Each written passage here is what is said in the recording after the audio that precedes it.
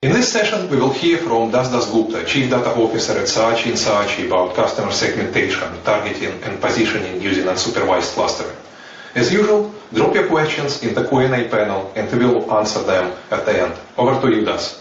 Hi, my name is Das Gupta. I'm the Chief Digital and Data Analytics Officer for Saatchi & Saatchi, and also an adjunct professor for data science at USC Marshall School of Business. And my topic of presentation today is consumer segmentation using clustering and distance algorithms in advertising, which is what we do. So at a high level, what we're going to talk about is that how marketers balance brand awareness campaigns with lower funnel targeted campaigns to move KPIs and consideration and conversion. So in a targeted campaign, it is critical to understand the needs and wants of consumers based on their demographics and map those to the product's perception and preferences across segments of customers so that appropriate positioning can be done to address these. So we show a three-step analytical framework that uses respondent-level survey data to generate distinctive segments using either k-means or hierarchical algorithms. And then we also use McKinsey GE matrix to target the right consumers based on profitability and growth. And finally, use a matrix of perceptions and the product and preference sets of consumers in the chosen targets to develop strategic messaging and positioning of the product so it is relevant to their needs and wants. Now, just before we get into this is not a presentation intended for practicing data scientists who are actually already coding using these formulations. This is more of a presentation for managers and above, directors and senior executives who want to understand how clustering can help them with segmentation, and targeting and positioning follows after that. So a quick overview of the methodology that we use. Some call it STP, which is segmentation, targeting, and positioning. Some call it STM, which is segmentation, targeting, and messaging. It is basically to help create efficiencies in our go-to-market planning and accuracy by using advanced analytics for decision-making. So on the left-hand side, as you can see, there is a segmentation done, which is our focus today, where we identify segments of clusters or clusters of consumers based on needs or wants in a product, which could be a vehicle, which could be any consumer product. And then we use targeting matrix, select segments based on market attractiveness, which could be profitability, which could be competitive advantage, which could be other campaign objectives that you may have. And then finally, when we go into the perceptions and preferences of people across competition, then we find a white space where we can say, okay, the output is these two clusters are our targets, and they have a certain set of perceptions that we need to kind of either go and disabuse them of wrong perceptions or create a new perception that may be resonating to their needs, such as you see the example here that we have identified eventually these two, where one cluster is they prefer family vehicle with outdoor capability, and that's the messaging that we will have in that ad. Or if they're just willing to have fun as they drive, which could be a different cluster. So the process flow is that we do a lot of landscape work up front, where we are doing exploratory analysis and landscape analysis of, digging into a lot of commonly available, market research databases such as J.D. Power, MRI Nielsen, and others, where we do a lot of analysis using query methods and find out what are the segments or clusters of consumers based on the needs and wants of vehicles. So if they're current owners, we have asked them, are they active adventurers, or they prefer top quality, or they're all about timeless style, or if they're back to basics, or if they're early adopters. These could be names we give after the clustering process is done. And then this is a picture of a matrix that you see based on competitive advantage on one scale and market attractiveness on the other scale. And these are the bubbles of these guys put there in perspective. And the bubble sizes may represent an opportunity by size or by profitability or by campaign objectives.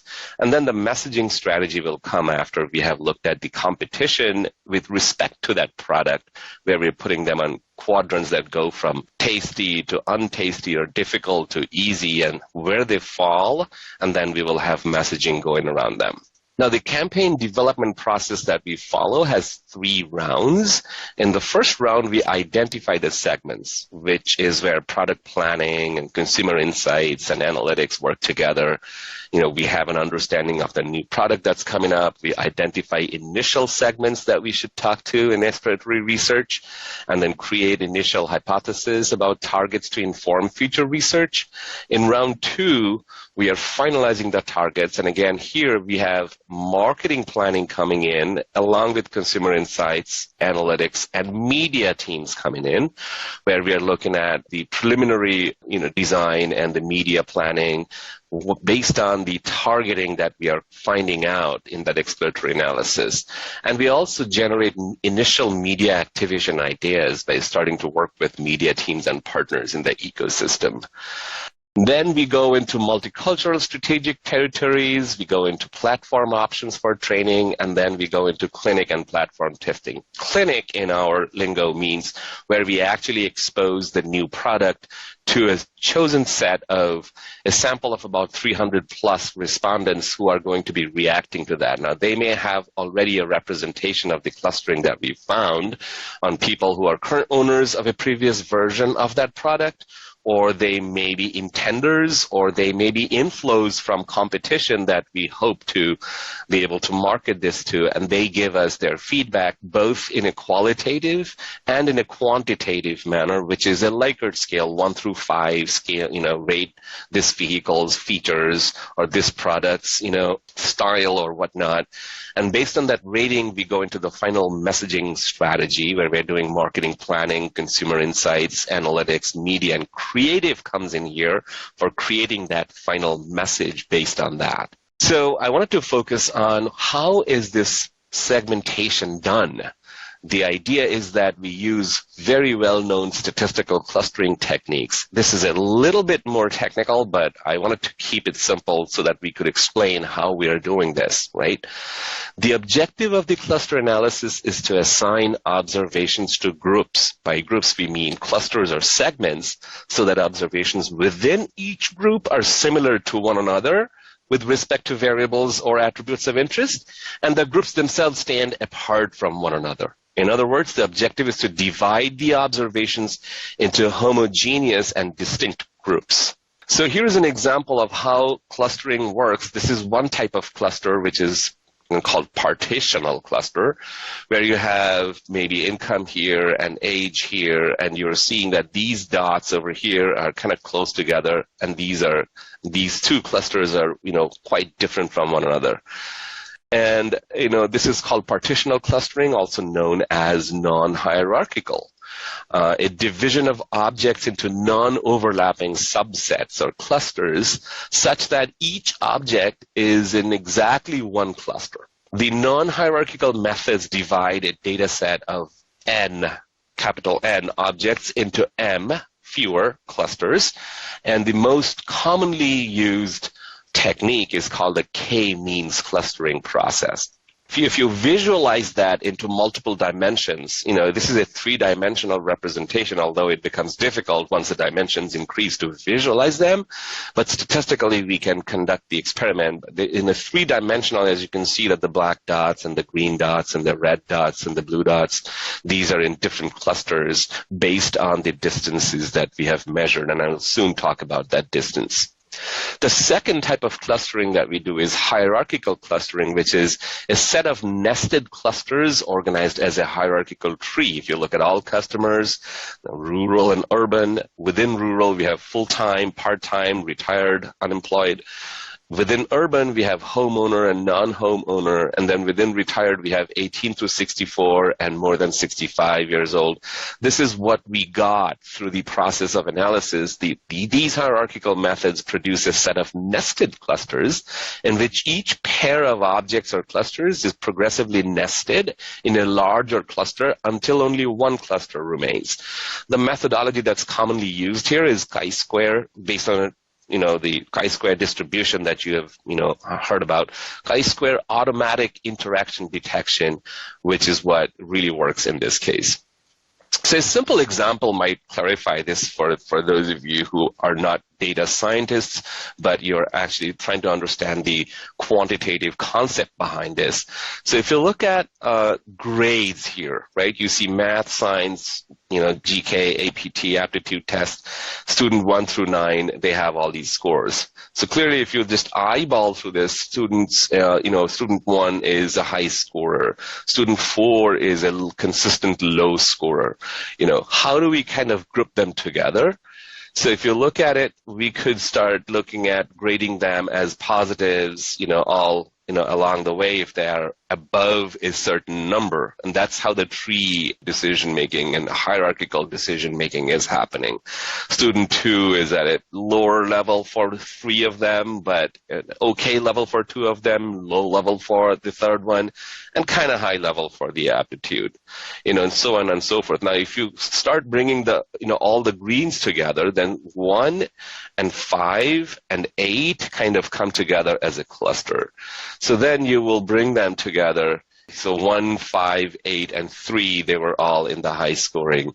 2 and 7 were in the mediocre scoring, and 4, 6, and 9 obviously did not work. But these are the 3 different clusters that you got, which is represented by the clustering process here. So in a Likert scale, of course, we are not measuring performance, but we are measuring preferences. So given their scores across hundreds of questions, can we find the distances between them? And if they are coming together in certain ways where their attitudes and needs and wants are reflected. So we go step by step. We select a distance measure. We select a clustering algorithm. We define the distance between those 2 clusters, determine the number of clusters, and then validate the analysis. So real quick example, if you look at these 2 customers, their weights are given 68 and 72, customer 3, 100. Which 2 customers are similar? Obviously, you're eyeballing and going, these 2 are similar. But, well, let's have another variable. We have added age here. All of a sudden, we are looking at the 68 weight person has an age of 25, the 100 weight person has an age of 28, and the 72 weight person is different from both of those because they are much older. So our perception of that distance changed now. Well, how about if we add another variable like income? Now we see that the 68 and 100, 1 and 3 are far closer together across multiple variables, and customer 2 definitely stands out. Right? So that's how we actually talk about distances. So basically in the distance measures, we measure similarity between 2 observations, and a distance measure is needed. With a single variable, similarity is straightforward, but as you add multiple variables, we need an aggregate distance measure. So the most commonly known measure of distance is the Euclidean distance, which is the concept that we use in everyday life for spatial coordinates.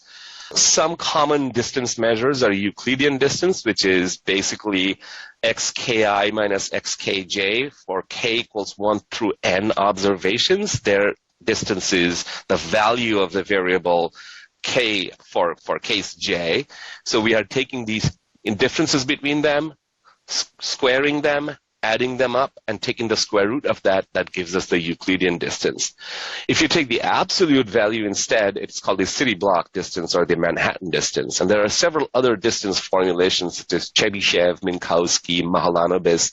Mahalanobis is particularly interesting because he looked at covariances between them as well. So the formal definition for similarity broken out in simpler terms is that for each set of observations, we take the distances between them, square them, add them up, and then take the square root of it. The greater the distance, the smaller the similarity. And if XA and XB are the answers to question X, the formula can deal with as many questions as required. Questions sometimes need to be scaled or standardized. And what we have found that is, we have several measures of these distances. We could take the smallest distance between an element in one cluster and the element in the other. We could look at the complete link, which is the largest distance between an element in one cluster and the element in the other. Average distance, centroid, which is the distance between the centroids of two clusters, or medoid, which is the distance between the midoids of two clusters. So we have typically worked with centroids a lot. That was helpful for us. And determining the optimal number of clusters is another thing. No definitive answer to that, but the Kalinske-Harabaz criterion is typically used to assess cluster quality, where we take the variance between clusters divided by the variance within clusters multiplied by the number of observations minus the number of clusters divided by k minus 1, which is, again, as you can see, this is a chi-square formulation. This literally looks at the ratio of the between and, within. And then the greater the value of this, the more the distance between those clusters.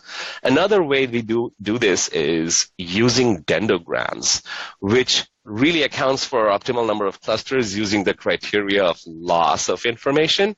So we have used dendograms in our analysis to show that how much is the jump if we go from all possible clusters to fewer and fewer and fewer, and how much loss of information we have using the variance formula if we join those two clusters together. As you can see, here is a big jump as we go from here to here. The number of clusters here and the number of clusters here are fewer, so maybe we stop at a certain point. And here we see 3 is pretty much optimal, because if there's a sudden jump, then we stop. So here we have 3 segments. This is a very good rule that allows us to pick the clusters that we need and we can work with, rather than thinking about boiling the whole ocean. Eventually, finally, we get to an output like that once we have completed the clustering process, let's say based on a segmentation of current owners, themes around lifestyle and attitudes emerged. So we have given them names like back to basics, active adventurer, timeless style, top quality, and early adopter. These are the clusters that I had initially shared with you. But we also have their needs and their, desires and their demographics all in one place. We have the size of this segment, 22%, 16, 16, 20, and 23. And then we also look at what their qualitative answers or quantitative selection-based responses are. These clusters are sort of distinctly different from one another, and they have different needs, and therefore they need to be sent different messages. Their lifestyle desires also allow our creative people to think about how do we make a creative message that reflects that lifestyle for that demographic, which is now going to our media team to say, find us people who are younger males, 25 to 54, with kids in household trades and some college. Household income is about 70K plus. So media team goes and finds these people. Our creative team will actually start marrying these needs to these lifestyle desires and create an ad with that kind of a messaging, which has a different flavor than this messaging and this one and this one. So we may have a total of 5 creatives or 4 creatives with 4 separate media buys and 4 separate messaging of what is in the new product. That concludes my presentation. Happy to answer any questions. Perfect. Thank you so much for that presentation, Daz. We do have a couple questions that have come in for you. So the first one I have here is, do you have any insights on the evaluation of clustering approaches specific to advertising? Evaluation clustering, did you say clustering?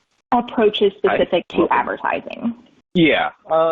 Well, I mean, so far we have found the hierarchical clustering method where we are not going in with any specific preconceived notion on how many clusters would there be, to be a great guide for us for the data to tell us if there are, 7 or 8 clusters that are emerging first. Sometimes we also let the algorithm, run with a fixed number of clusters that we would like to do, focus on and say, okay, cap it to 3 or 4. But starting out with hierarchical helps us a lot, and then running a k-means after that gives us some additional clarity. Wonderful. And then also, what have you found to be the ideal stage to connect with media partners or their teams? I think that with more and more focus on finding segments that have, not just the demographics, but also their needs and wants and, what sort of behavioral traits they have and what motivations they have. The earlier we involve media, the better I found results are because they know how to find those folks across, digital and linear, inventory. And now increasingly more, several vendors are coming with those insights. So in fact, in the landscape and exploratory phase, I would even engage with media at the same time when we found the very first notion of who these clusters are, immediately asking them, can you find that? Find that kind of a specific audience, whether it's television or if it's the digital. Definitely. No, that makes sense. Then another one I have here is, does this research ever flow back to the client to further customize product variants, for instance, a tech package or adventure trim?